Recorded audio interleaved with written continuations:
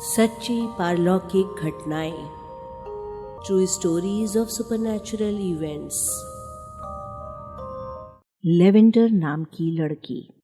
ये कहानी अप्रैल 1955 के रीडर्स डाइजेस्ट में प्रकाशित हुई थी। न्यूयॉर्क नगर के उत्तर पश्चिम में थोड़े ही किलोमीटर दूर एक पहाड़ी बंजर है जिसमें से रामोपी नदी बहती है। इस नदी के किनारे एक गांव में एक पोस्ट मास्टर रहते थे। वो एक धार्मिक व्यक्ति थे और रविवार को एक गिरजा के स्कूल में बच्चों को पढ़ाया करते थे। स्कूल में एक लड़की पढ़ने आती थी जिसकी कहानी हम आपको सुना रहे हैं।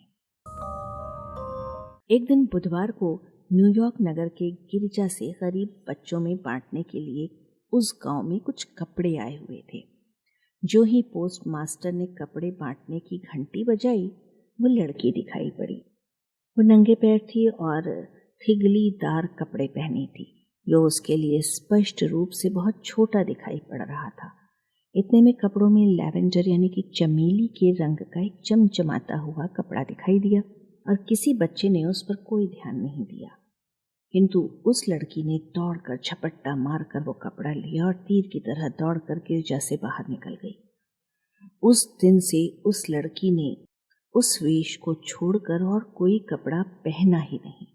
सवेरे, दोपहर, संध्या, पहाड़ पर, स्कूल में, मैदान में, हर जगह वो लड़की उसी कपड़े में दिखाई देती थी। दिसंबर का मध्य था। कड़कड़ाती हुई ठंड पड़ रही थी। पोस्ट मास्टर ने दैनिक कार्य आरंभ करने के लिए डाक खाने की खिड़की खोली। जो ग्राहक आ रहे थे वो अपनी डाक लेने के लिए इतने उत्सुक नहीं थे जितने उसे एक अशर्फी समाचार देने के लिए। उन्होंने बताया कि सड़क पर कुछ किलोमीटर ऊपर की ओर एक लड़की का शव बर्फ में जकड़ा हुआ पाया गया था। उसकी लैवेंडर पोशाक ऐसे जाड़े के लिए पर्याप्त नहीं थी। ये घटना 1939 की थी। लगभग 10 वर्ष बीत गए। इतनी अवधि में लोग उस लड़की को भूल भी गए, किंतु 1949 के आसपास उसी लड़की के विषय में भांति भांति के किस्से सुनाई पड़े।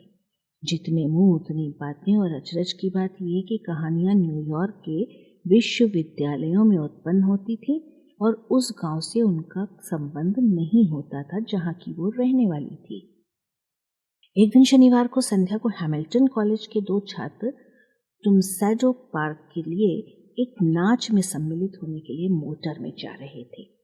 रामोपी नदी की घाटी में उन्होंने देखा कि एक लड़की सड़क पर जा रही है। लड़की से उन्होंने कहा कि यदि वो भी उसी दिशा में जा रही है तो वो उसे अपनी मोटर में पहुंचा देंगे। लड़की राजी हो गई और मोटर में बैठ गई। दोनों लड़के उसकी सरलता और मृदुभाषिता पर मुग्ध हो गए और उससे कहा कि वो भी उनके साथ नाच में चले। लड़की सहमत हो गई। नाच घर में पहुंचने पर लड़कों ने अपने अतिथियों से उसका परिचय करवाया।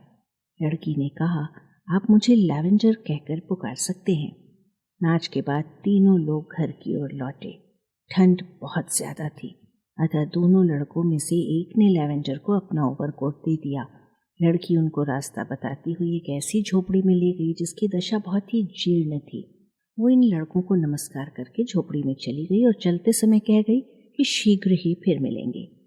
वो लड़के काफी दूर निकल गए, तब उस ओवरकोट वाले को याद आया कि लड़की से उसने अपना ओवरकोट तो वापस लिया ही नहीं।